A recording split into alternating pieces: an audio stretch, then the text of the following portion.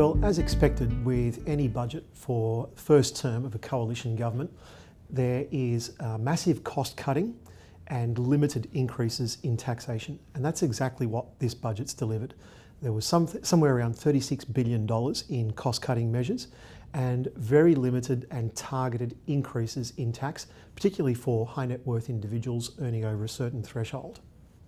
Superannuation has largely been left intact, and it remains by far the most tax efficient vehicle for saving for retirement in Australia today.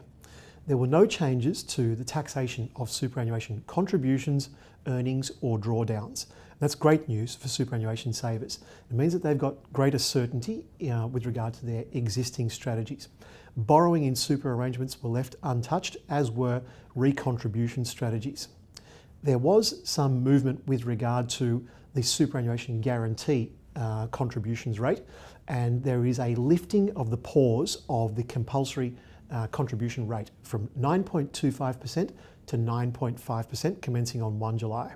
It'll eventually get to 12% by the year 2022-23 financial year. That again is great news for savers. The other news for superannuation is that those who inadvertently exceed their non-concessional contributions caps are able to withdraw the money without penalty. So the capital amount comes back to them without penalty, but the earnings on that capital amount will be subject to tax at their own marginal rates. Now again, that gives greater flexibility, greater certainty in dealing with superannuation, knowing that you won't be penalised for inadvertent breaches of the law. Good news. Now this is perhaps the two changes there. The only increase was the imposition of a 2% deficit levy on individuals who are earning more than $180,000 per annum, be it from all sources or any sources. So it could be from salary and wage income or passive investment income. As soon as they are earning more than $180,000, their marginal tax rate is lifted by 2%.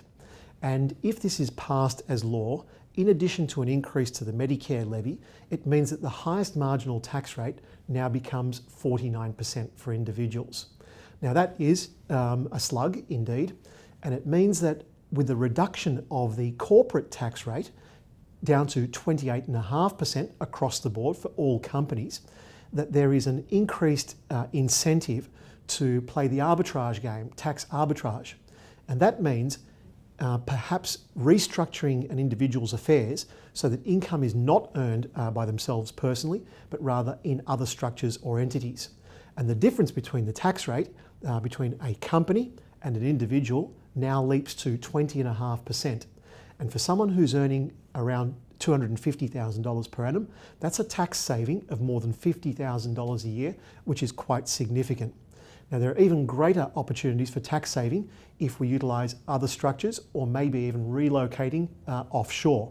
So the use of trusts could potentially reduce that tax rate even further, and therefore the tax arbitrage is even greater. So limited increases in tax, a decrease in corporate tax, and that means greater opportunities or greater attention should be given to ways to utilise those lower rates of tax.